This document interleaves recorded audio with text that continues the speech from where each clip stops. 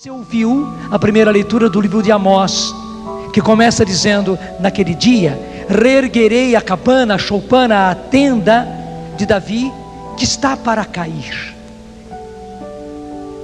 Amós traz uma coisa inesperada.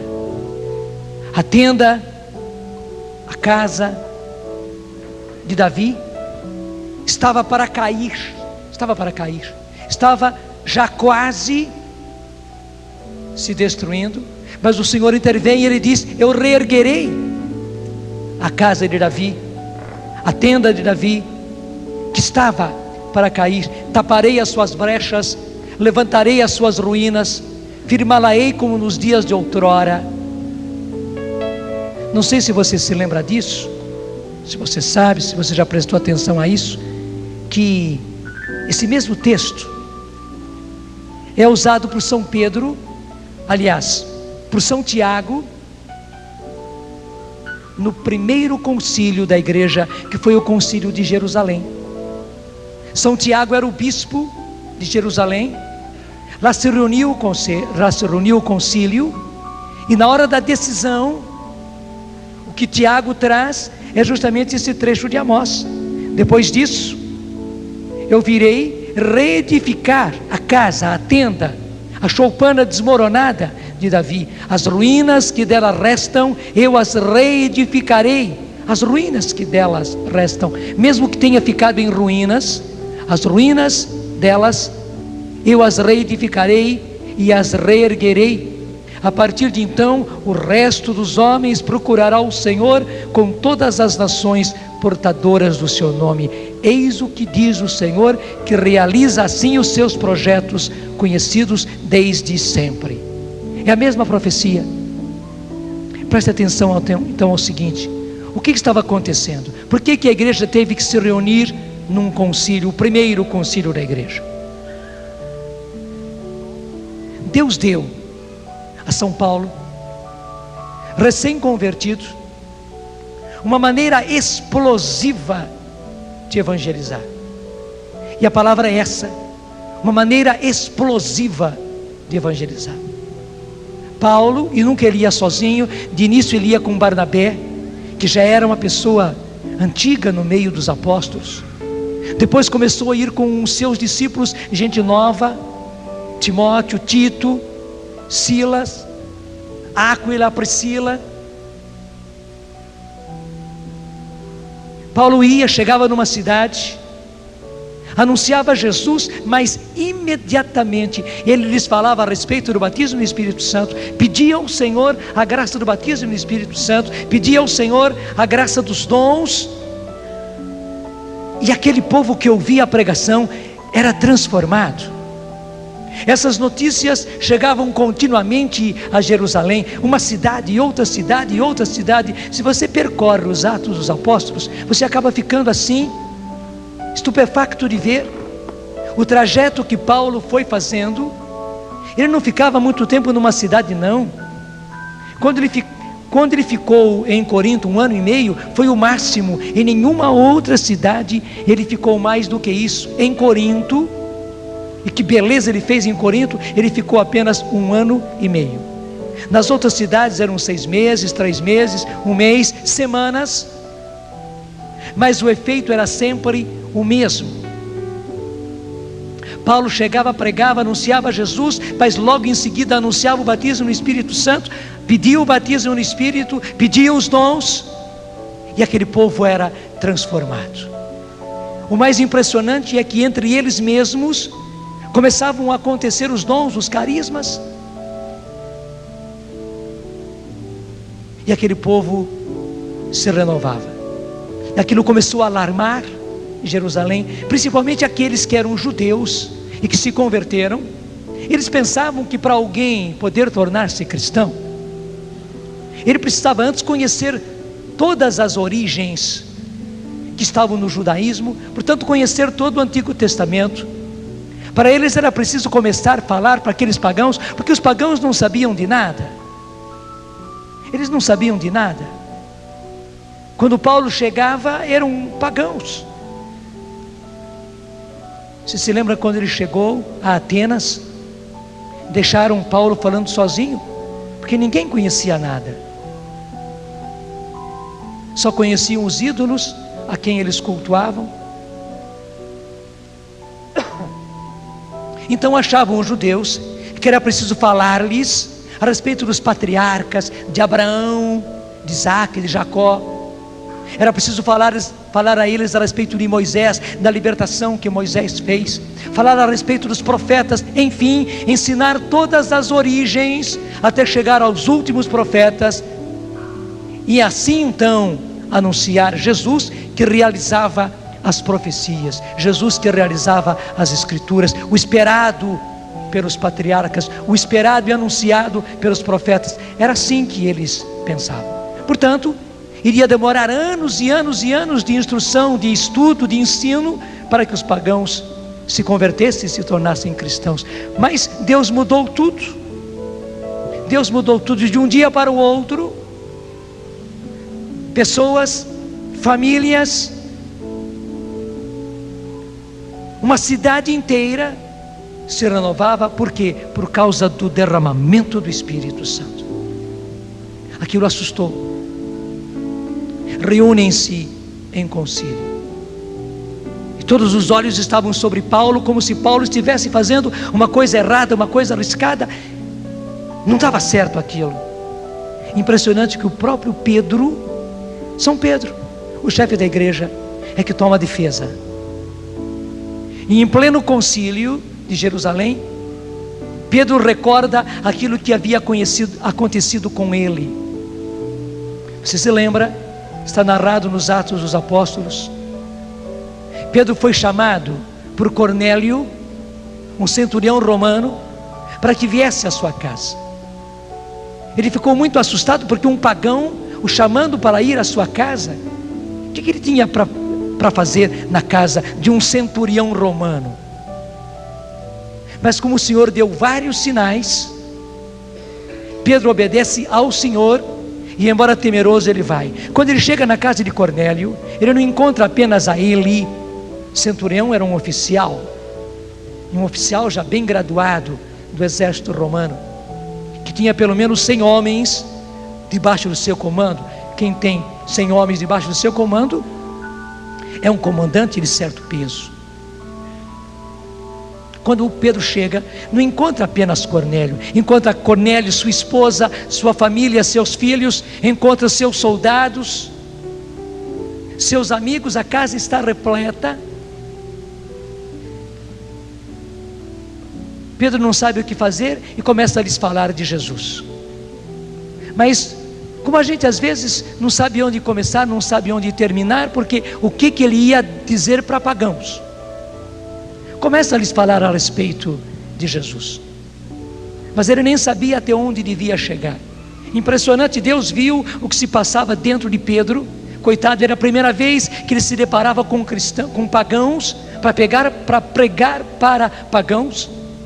Deus entra em ação e muda tudo. Pedro ainda estava falando, quando de repente, é o próprio Atos dos Apóstolos que narra assim, caiu o Espírito Santo sobre todos eles. A expressão dos Atos é esta: caiu o Espírito Santo, como se fosse não uma chuva, mas uma tromba d'água. Você sabe o que é uma tromba d'água? A tromba d'água não cai assim em pingos. A tromba d'água cai, aquele mundaréu de chuva, aquele mundaréu de água de uma vez só, até causando estrago. Caiu o Espírito Santo sobre todos eles, e Pedro e os seus companheiros viram os efeitos. Aqueles homens pagãos até então começaram a orar em línguas. Os soldados de Cornélio, os familiares, os amigos de Cornélio começaram a orar em línguas aí diante de Pedro, boquiaberto diante daquilo que ele estava vendo e não sabendo explicar. Começaram a profetizar. Tanto assim que Pedro teve que fazer uma reuniãozinha à parte com aqueles que foram com eles, perguntando: meus irmãos, o que eu faço agora? Eles acabaram de receber o Espírito Santo, como nós recebemos lá em Pentecostes. Eu posso por acaso negar o batismo, a água do batismo, a esses que já receberam o Espírito Santo como nós? E aí Pedro resolveu, junto com eles, batizá-los, e os batizou. porque Deus mudou todas as coisas. Ele não precisou, preste bem atenção, fazer todas as explicações para Cornélio, que não sabia de nada, para os seus soldados, para a sua família, explicando todas as coisas, falando tudo sobre Jesus. Não, ele começou a falar sobre Jesus. O Senhor derrama o Espírito Santo e tudo se transforma. Até mesmo eles começam a orar em línguas e eles começam a profetizar. Não tinha dúvida, já tinham recebido o que os apóstolos mesmos receberam em Pentecostes. Interessante. E Pedro contou isso no concílio. Quando ele voltou para casa, a comunidade não aceitou, porque as notícias vão sempre na nossa frente. Quando Pedro chegou, a notícia já tinha chegado de que lá na casa de Cornélio eles tinham recebido o Espírito Santo, que tinham orado em línguas, que tinham profetizado, e que Pedro tinha batizado a eles. Quando Pedro chegou, já era o maior tumulto na comunidade, e a comunidade logo se reuniu naquela noite, e diz aqui os Atos dos Apóstolos que chamaram a atenção de Pedro, questionaram a Pedro, contestaram a ele: mas como é que é isso? Você entra na casa de pagãos e não somente você prega para eles e ainda batiza pagãos. O que Pedro fez? Com muita paciência, ele conta tudo de novo, desde o começo, desde os sinais que Deus lhe deu, até o final, quando o Espírito Santo caiu sobre eles. Quando ele não fez a coisa pela própria cabeça, reuniu os que estavam com eles, e decidiram, não tinha outro jeito, então os batizou. Bonito, quando a comunidade ouviu dos lábios de Pedro, a comunidade se convenceu. Era novo, era totalmente inesperado, mas era assim que Deus estava agindo. Gente, quando no concílio de Jerusalém, diante daquilo, porque agora estavam contestando a Paulo, porque Paulo foi além dos limites, de cidade em cidade, onde ele ia, o que acontecia era batismo no Espírito, e as coisas todas se mudavam. Contestaram, questionaram Paulo, e até reuniram um concílio, certamente para mandar que Paulo parasse com tudo aquilo, que não levasse mais isso, que não abrisse mais as portas dos dons para os pagãos. Não era possível. Quando Pedro conta isso, que ele mesmo viveu, foi uma água na fervura. Daí então, Tiago, que era o bispo de Jerusalém, então, ele como bispo, a decisão cabia a ele, o concílio acontecia ali em Jerusalém. Ele começa a sua palavra justamente com essa profecia de Amós. O que quer dizer? Preste bem atenção agora. O método, a maneira para Deus reedificar a casa, a tenda de Davi, que estava em ruínas, desmoronando, prestes a demolir. Essa casa de Davi que o Senhor promete que vai reconstruir, reerguer, reedificar. A partir das ruínas, Deus vai pegar as ruínas e reedificar. Ele vai fazer isso pelo derramamento do Espírito Santo. Não é de outra maneira. Não é falando, não é ensinando isso e mais aquilo. Não, é derramando o seu Espírito. Eu não sei se eu consegui me explicar. Mas, gente, o método de Deus é este, especialmente nesses tempos. Especialmente nesses tempos em que as nossas famílias... Por que fala aqui a tenda de Davi, a casa de Davi? Porque aqui casa, aqui tenda, porque naquele tempo eles não usavam casas de tijolos, eram tendas. Eles eram um povo nômade. A casa deles era feita como as nossas barracas de camping, com um tecido mais forte, mas era desse jeito. Não era apenas a tenda, não era apenas a casa, era a família. Era a família. E Deus está dizendo que essas casas desmoronadas, caindo, prestes a ruir, Ele haveria de reedificá-las com o derramamento do Espírito Santo. Nós estamos vivendo esses tempos. Hoje, nos nossos dias, realiza-se mais uma vez a profecia de Amós e a profecia que foi retomada no primeiro concílio de Jerusalém. E eu posso dizer a vocês com alegria, não há outra maneira para levantar as nossas famílias, levantar os nossos lares, reedificar os casamentos que infelizmente estão desmoronando, a não ser pelo batismo no Espírito Santo. Esteja em que situação for a sua casa. Obrigado porque você entendeu.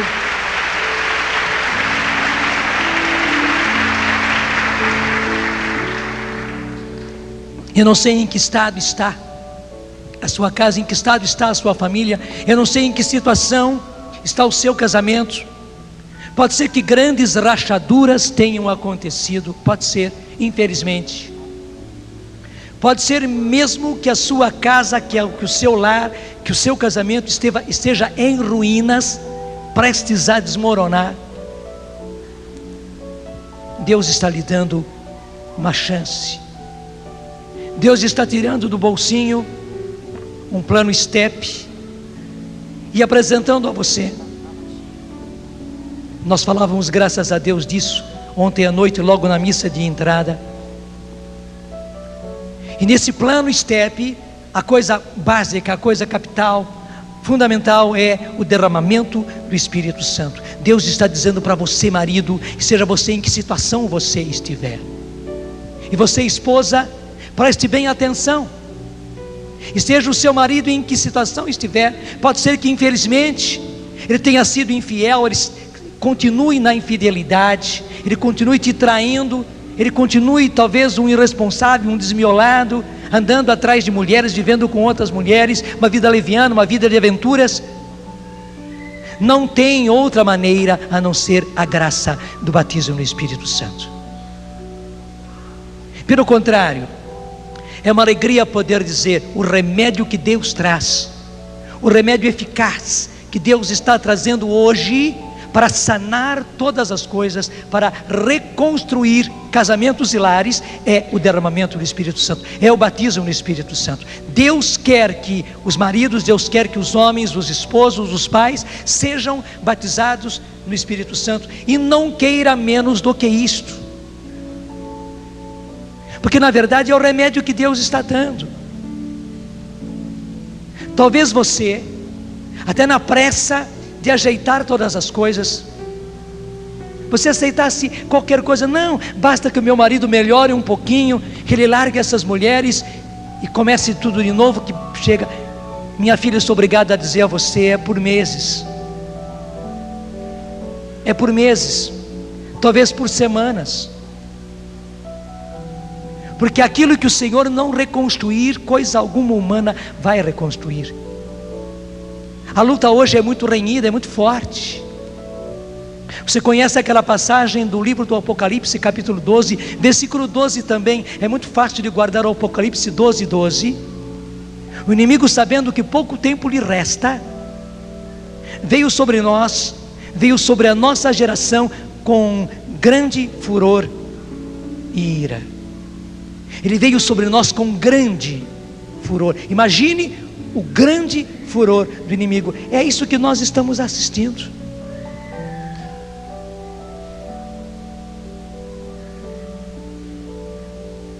Justamente por causa disso, e eu quero que você preste bem atenção, o problema não é simplesmente fraqueza do seu marido.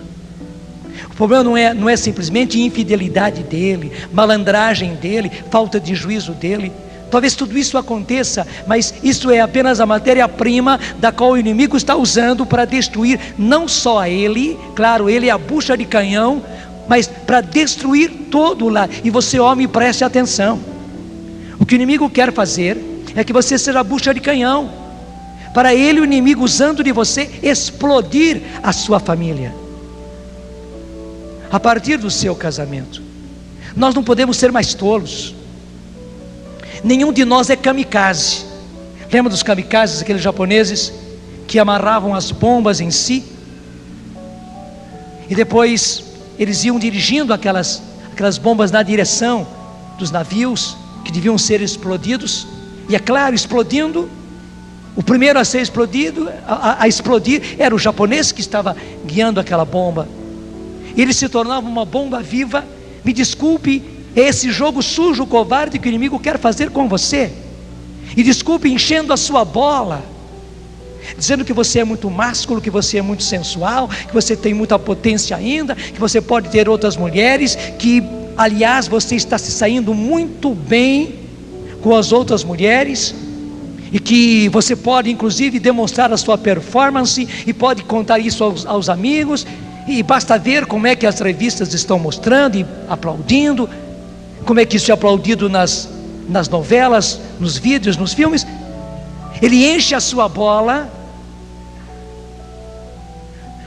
E deixa eu falar francamente também, muitas vezes escondendo grandes frustrações suas. Talvez você seja portador de grandes frustrações, como pessoa, como homem, como profissional. E ele esconde tudo isso, ele tampa tudo isso, enchendo a sua bola só no lado sexual. Desculpe, como se você fosse um garanhão, simplesmente para fazer boas coberturas. Não, você não é um garanhão, você é um filho de Deus. Você não precisa ter performances como garanhão, não. Deus quer que você se realize, se você se realize plenamente como filho, como profissional, como pai de família, como esposo. Você tem valores. O inimigo covardemente enche a sua bola só na sua sexualidade, para inclusive encobrir frustrações e mais frustrações, inseguranças e mais inseguranças, e você tolamente vai atrás disso e se torna um verdadeiro kamikaze, onde o inimigo vai gozar de você, zombar de você, porque ele vai explodir a sua família com você.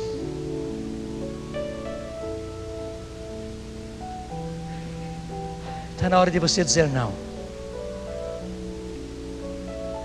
Desamarra as bombas do seu corpo. Retira essas correias todas. Joga fora essa bomba. Comigo não. Primeiro, eu não vou explodir a minha casa, a minha família, o meu lar. Não vou de jeito nenhum. E segundo, eu não posso me tornar um instrumento útil na mão da covardia do inimigo, que quer destruir justamente a minha família, e para isso destruir a mim. Eu já fui tolo demais. Eu não sei por que você não faz hoje já um voto de fidelidade à sua esposa.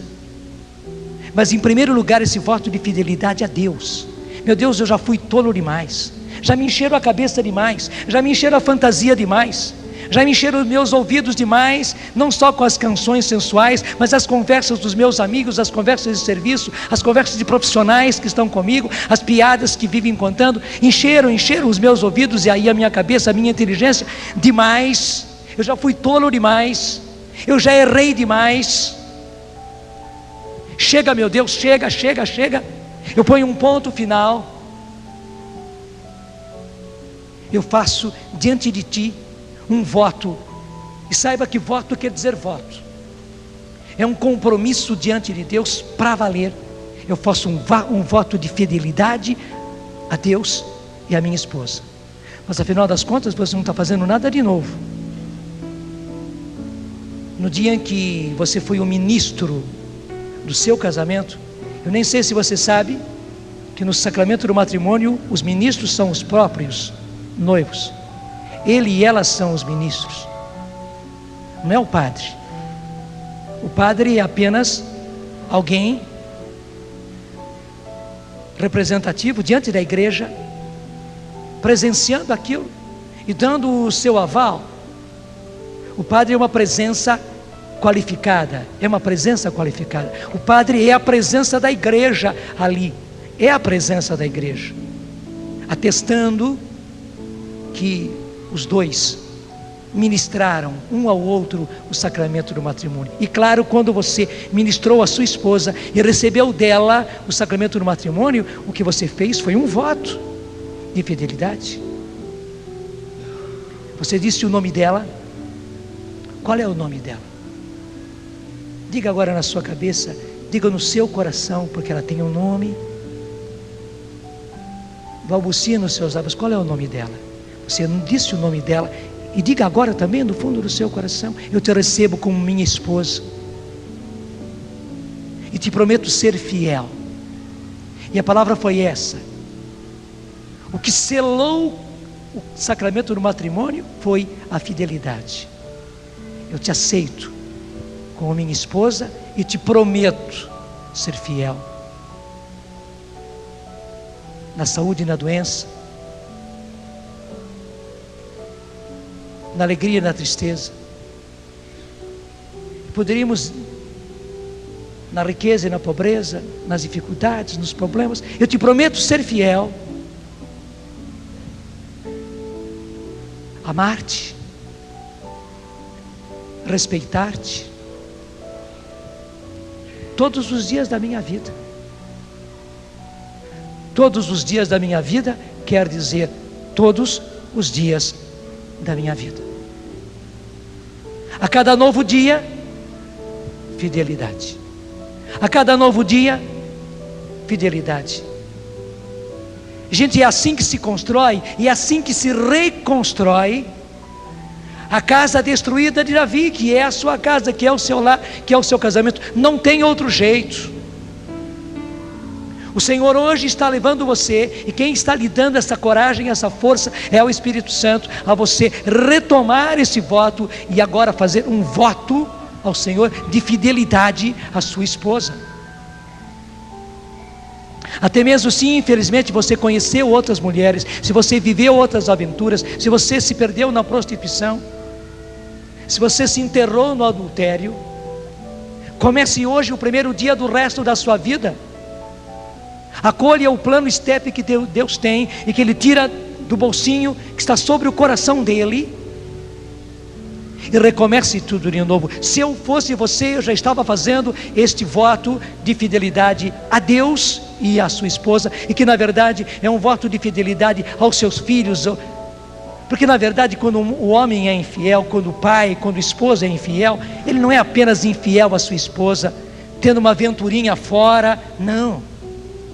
Você não imagina, é que o inimigo esconde tudo isso, mesmo que ela não fique sabendo.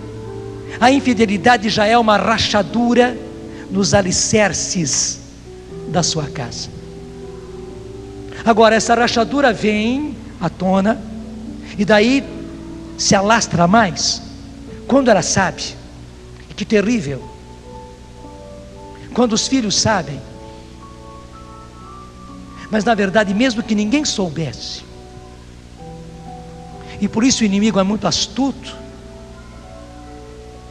ele esconde tudo, ele tampona tudo, mesmo que ninguém soubesse, mesmo que você conseguisse disfarçar ao máximo, você é o mais santinho, a sua infidelidade já fez a rachadura. E eu pergunto a você, quantas rachaduras já ficaram nos alicerces da sua casa? E você sabe que rachadura de alicerce não fica só no alicerce. Claro, já está lá, comprometendo tudo. Logo depois começam a aparecer as rachaduras nas paredes. Daí vem a toda a convulsão. Daí é o desmoronamento. Me desculpe ser franco, você mesmo estava destruindo o seu lar, o seu casamento, a sua família, com a sua infidelidade. Você precisa pôr um basta a isso. Você precisa colocar um chega a isso. Você não pode ser kamikaze, você não pode ser uma bucha de canhão, você não pode derrubar a sua casa em cima da sua cabeça, e mais ainda em cima da cabeça da sua esposa, dos seus filhos, da sua família inteirinha. Que bom que você está entendendo, que bom que você está assimilando este pito de pai. Eu estou aqui como pai falando firme com você. Você fez errado, tudo errado, isso não foi certo, não tem desculpa. Eu sei que o mundo costuma justificar, não tem explicação, e não há como aceitar a explicação. A única explicação é retomar tudo e começar tudo de novo, porque Deus nem quer mais olhar o seu passado, uma vez que você aceita o plano STEP que Ele está pondo na sua mão.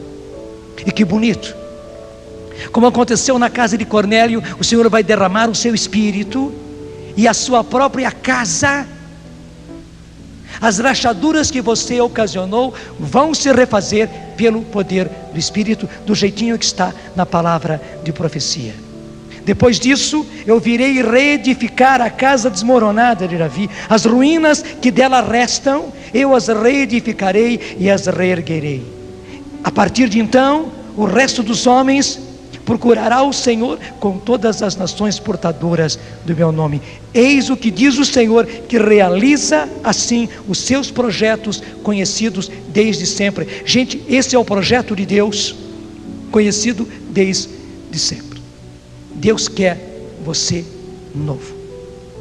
Desculpe a bronca para os homens, mas nós temos que ter conversas de homem para homem. Tivemos uma conversa de homem para homem. Eu tenho a certeza, você já tomou jeito, você já aceitou, você já acolheu, você já está fazendo no seu coração o seu voto a Deus de fidelidade. Você vai começar tudo de novo. Deus abençoe você.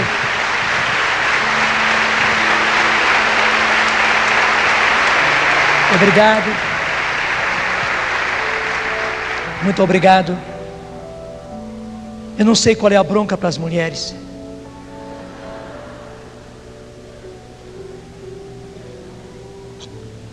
Mas eu preciso dizer a você mais uma vez: não vai pela cabeça da novela. Não vai.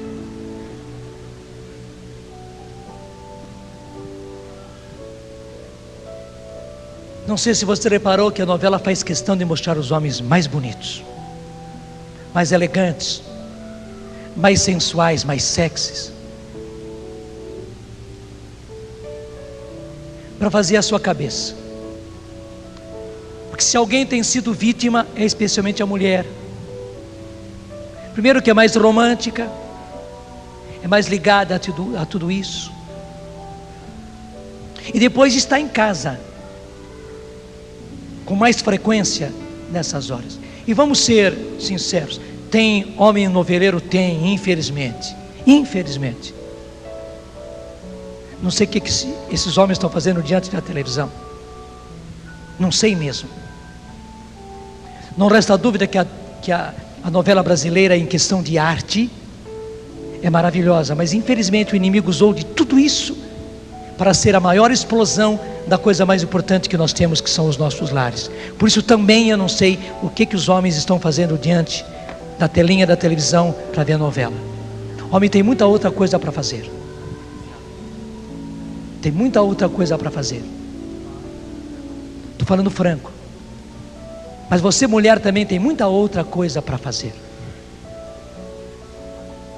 do que simplesmente ficar vendo essas lições de destruição do próprio lar, que entram gratuitamente na sua casa, claro, patrocinada, muito bem patrocinada, por grandes multinacionais, por grandes empresas, mas o objetivo dessas novelas, é destruir o seu lar.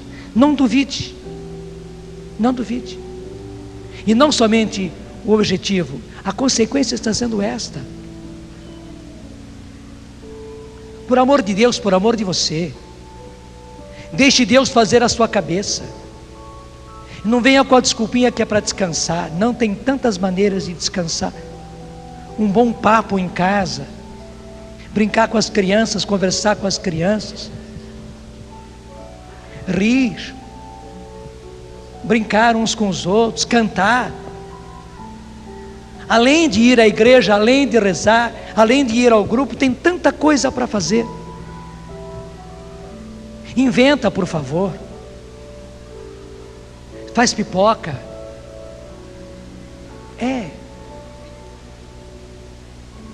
Estoura pipoca, distribui pipoca, brinca.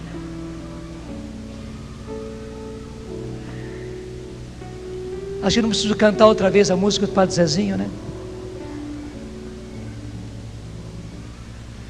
Isso não é chorar no passado, não. Não é chorar no passado. Não é dizer que no passado era bom e agora é ruim, não. É retomar os verdadeiros valores. Não sei se você percebeu que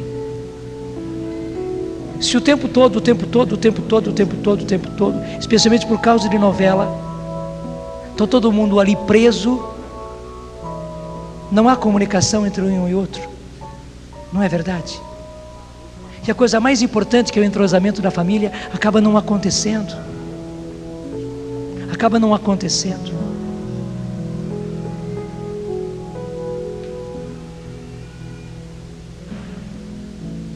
E quanta mulher, quanta mãe, quanta esposa, com as ideias mais absurdas, tudo em nome da felicidade, tudo em nome do direito que você tem de ser feliz,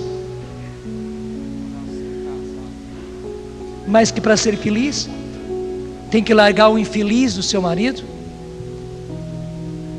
tem que largar de ser vítima dos seus filhos, tem que dar a volta por cima, e você tem que ser uma mulher moderna.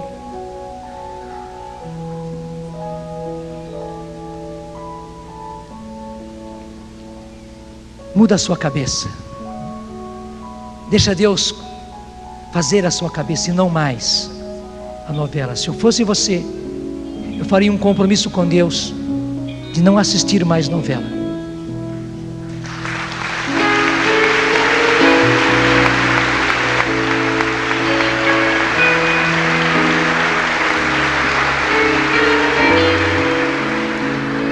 E sabe por quê?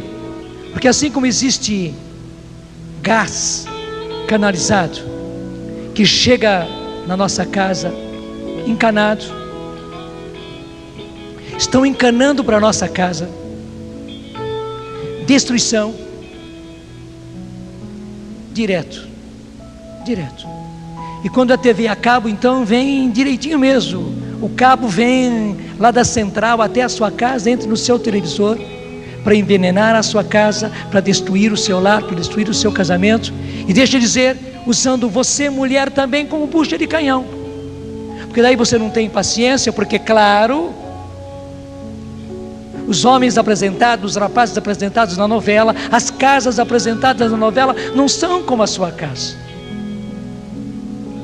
Os móveis apresentados, as roupas apresentadas, os carrões apresentados, as mesas, as flores apresentadas na novela não são como a sua casa. Já reparou que a realidade que nós vivemos nunca é apresentada?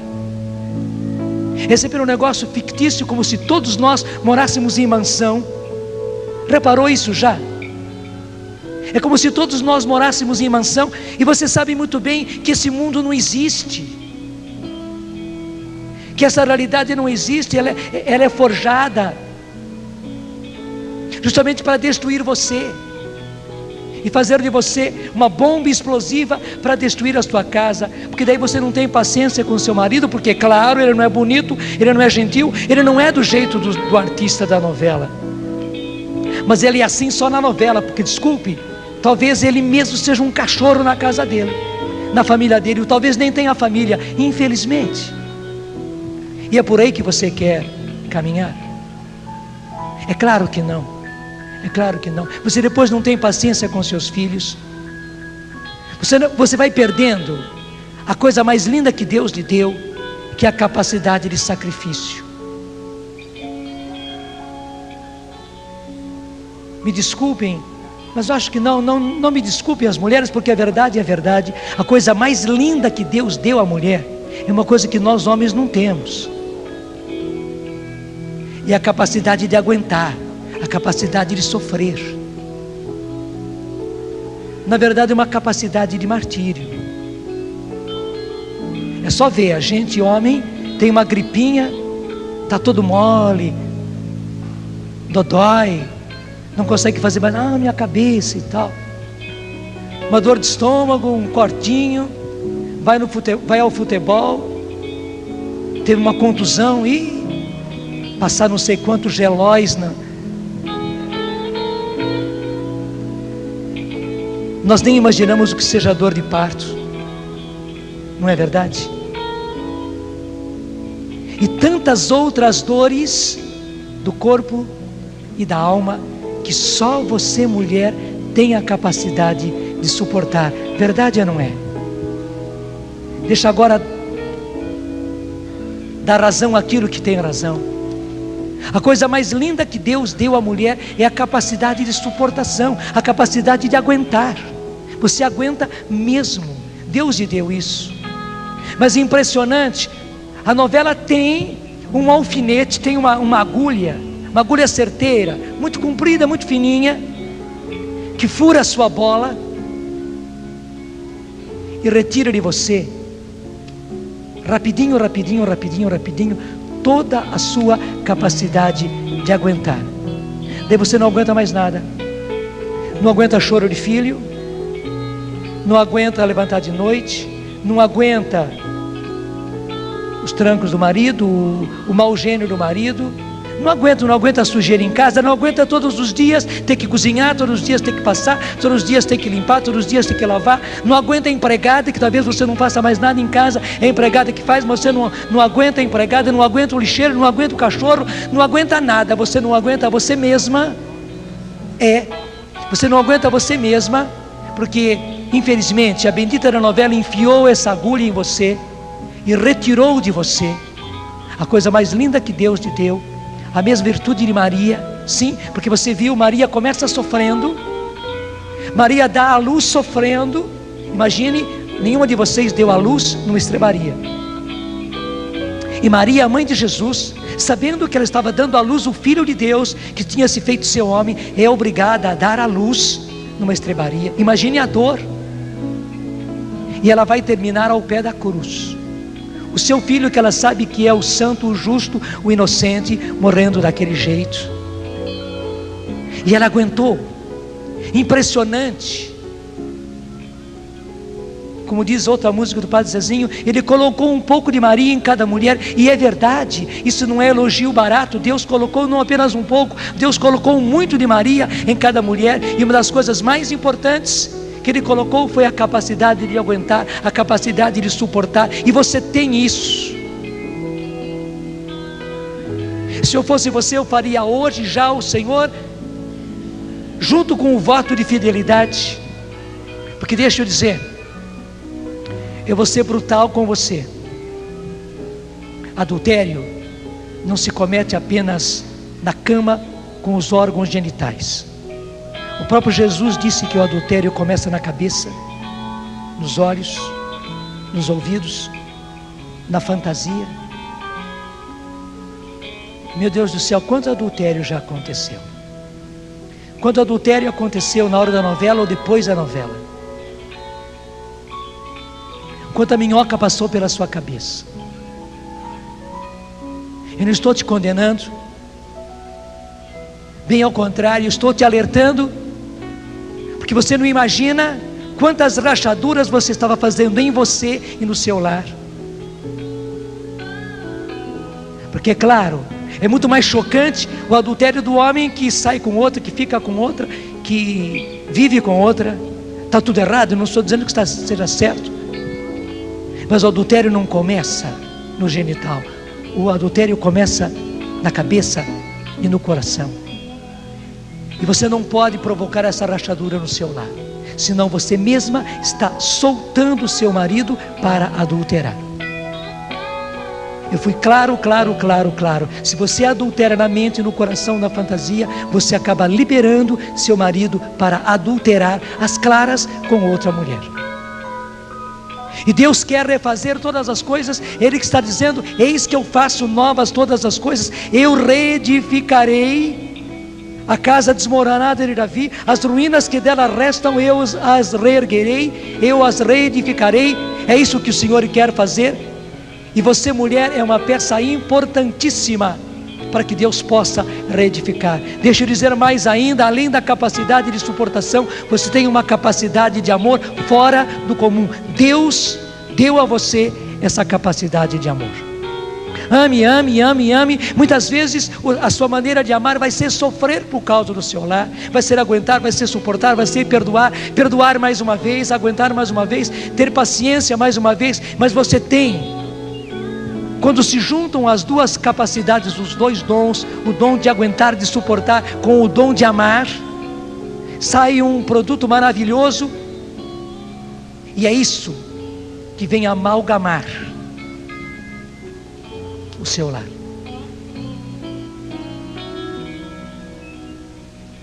encontraram entre os astecas e incas construções, palácios, templos que eram fortíssimos, que aguentaram séculos. As próprias ruínas eram difíceis de serem atingidas. E eles foram ver, claro, eram feitos de pedra, mas não era só pedra.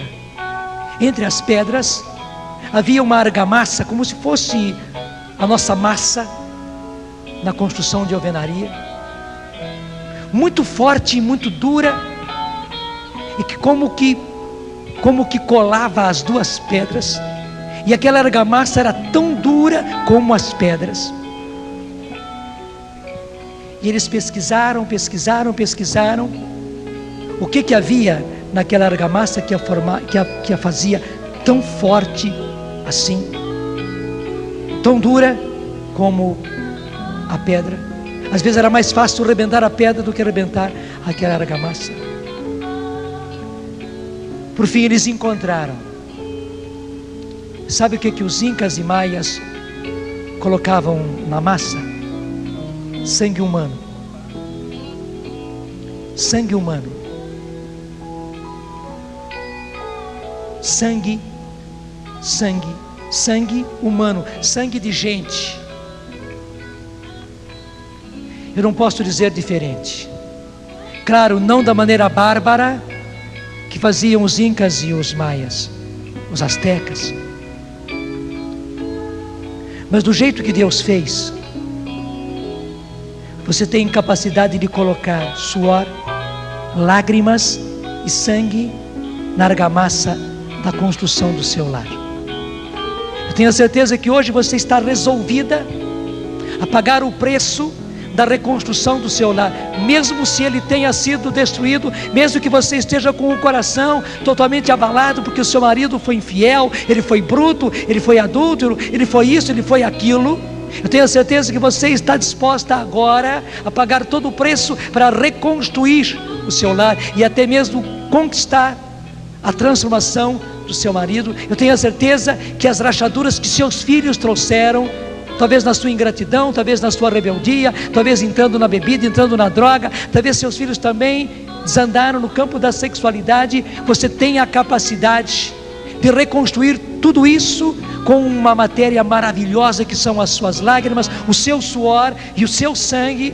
Dê sangue, mulher, dê sangue para a reconstrução do seu lar. E saiba, você não está apenas construindo um lar para essa terra, não, você estará construindo um lar aqui, mas que vai ser justamente o lar transplantado no céu, onde você terá a sua família inteirinha. Eu gosto de dizer que no céu nós não estaremos apenas individualmente. Muitas pessoas perguntam: no céu nós vamos nos conhecer? Será que nós, marido e mulher, vamos nos ver, vamos nos conhecer, vamos nos amar? Claro que sim. Quando Jesus disse que no céu eles serão como os anjos de Deus, quer dizer que lá não precisará mais de sexo, porque lá não precisará mais de gerar filhos. Portanto, a nossa sexualidade não terá mais razão no céu. É apenas nesse sentido que o Senhor diz. Mas assim como os anjos conhecem e os anjos amam, nós conheceremos e nós amaremos no céu, e lá sim nós conheceremos, e lá sim nós amaremos uns aos outros. Mas mais do que isso, no céu Deus fez canteiros. Deus fez canteiros.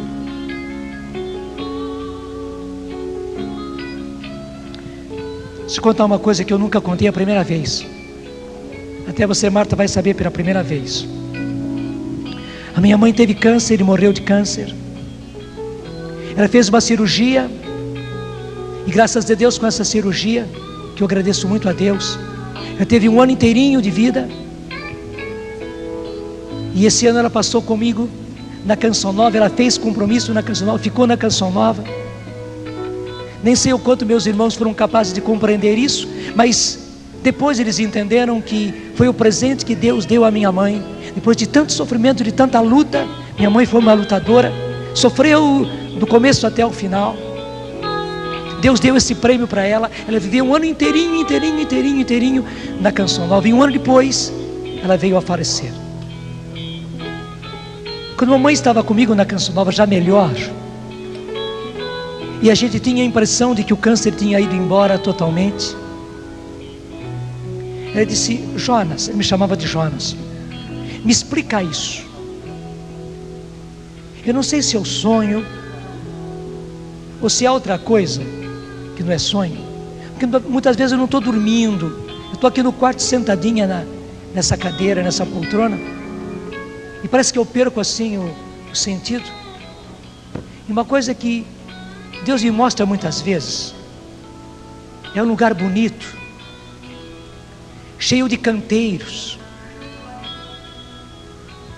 um canteiro mais bonito do que o outro.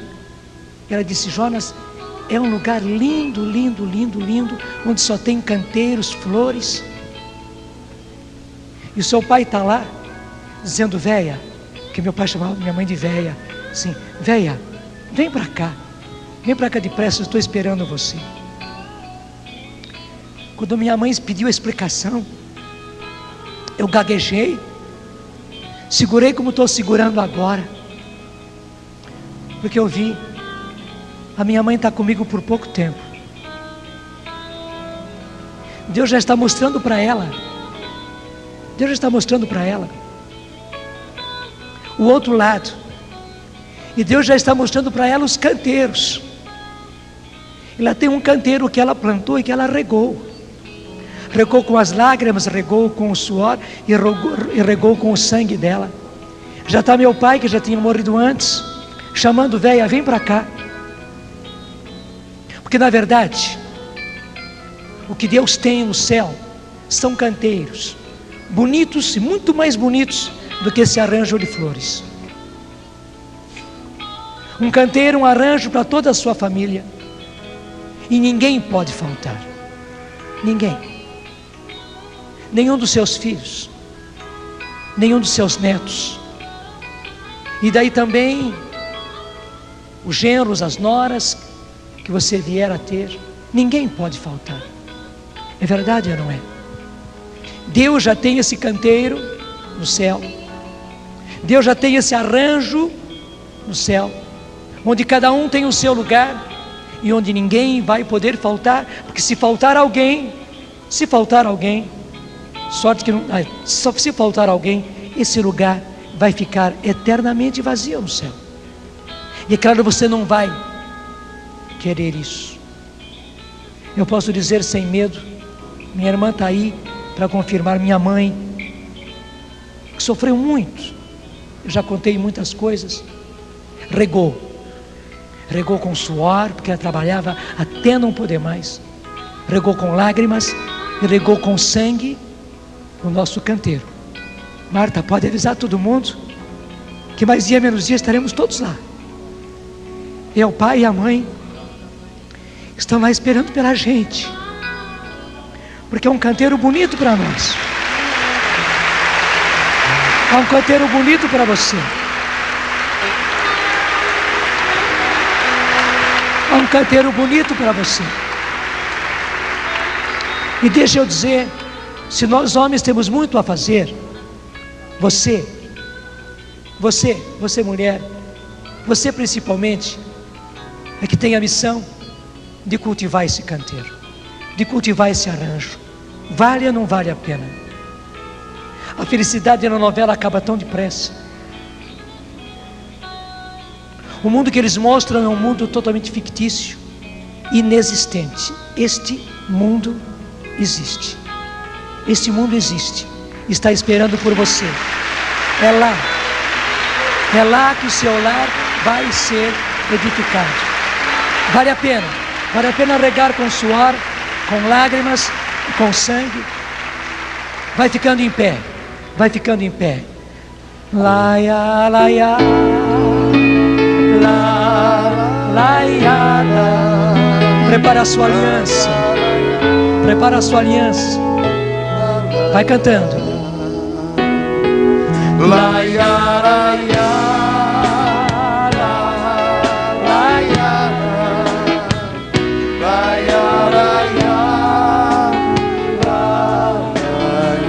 Agora pegue a sua aliança Mesmo que você não tire, não faz mal. Está apertado, melhor ainda, deixa apertadinho aí. Se não tem aliança, puxão de orelha. Puxão de orelha é bem dado. Onde é que está a sua aliança? Está guardada? Está perdida?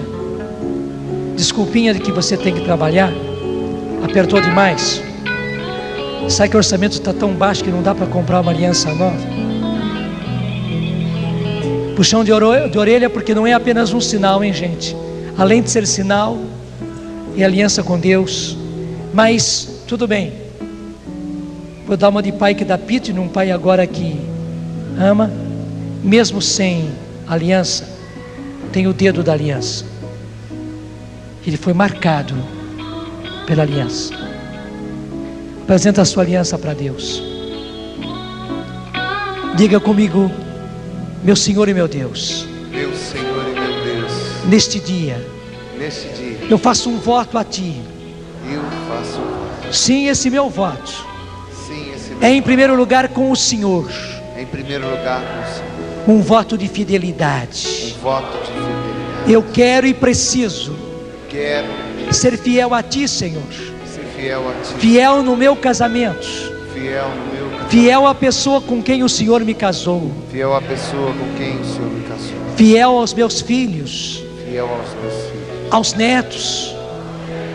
Fiel a toda a minha família. Fiel a toda a minha família. Eu faço contigo, Senhor, Eu faço contigo um voto de fidelidade. vosso. Eu quero ser fiel. Eu quero ser. Reaviva, Senhor, em mim Reaviva, Senhor, a graça do sacramento do matrimônio. a graça do sacramento do Eu quero ser fiel. Eu quero ser. Se eu errei, Senhor, Se eu errei, se eu pequei, Senhor, se eu pequei, se eu fui longe, Senhor, se eu fui longe, Senhor, perdão, misericórdia. misericórdia. Eu quero aceitar o seu plano STEP Eu quero aceitar o seu plano e STEP. quero começar tudo de novo. E quero começar. Derrama sobre mim, Senhor. Derrama sobre O meu lar, derrama sobre o meu a minha família. a minha família. Derrama o Espírito Santo. Derrama o Espírito. Que ele caia sobre a minha casa, Que ele caia sobre, como caiu sobre a casa de Cornélio. como caiu sobre a casa de Cornélio. E que a minha casa, E que a minha casa, talvez em ruínas, talvez em ruínas, seja agora reedificada seja agora reedificada pelo poder do teu Espírito. pelo poder do Espírito. Muito obrigado, Senhor. E agora, marido e mulher, até se vocês puderem ficar um diante do outro, é melhor, não é? E agora, olhando um nos olhos dos outros, diga: eu te aceito em casamento. E Clara vai dizer: como minha mulher, como meu marido. Digam: como meu marido, como minha mulher. E te prometo ser fiel na saúde e na tristeza. Aliás, eu errei. Na saúde e na doença, na alegria e na tristeza, amando-te, respeitando-te, todos os dias da minha vida. Eu te aceito novamente, mais uma vez, como naquele primeiro dia, e te prometo ser fiel, fiel a Deus e fiel a ti, na saúde e na doença, na alegria e na tristeza, nos problemas, nas dificuldades, até nos nossos desentendimentos. Eu te prometo ser fiel, amando-te, respeitando-te todos os dias da minha vida. Deus confirme essa promessa, Deus confirme esse voto, Deus confirme o que diante dele acabastes de fazer. E aquele que vos uniu, vos reúna com a sua graça e vos faça fiéis a ele e uns aos outros e a toda a família até o fim. Que Deus uniu, o homem não separa, no nome do Pai, do Filho e do Espírito Santo. Amém. Abraços. Beijos. Mas favor, é para valer. Para valer. É para valer. Deus abençoe você. Se você está só, você fez esse compromisso. Deus viu o seu compromisso Deus abençoe. Deus abençoe.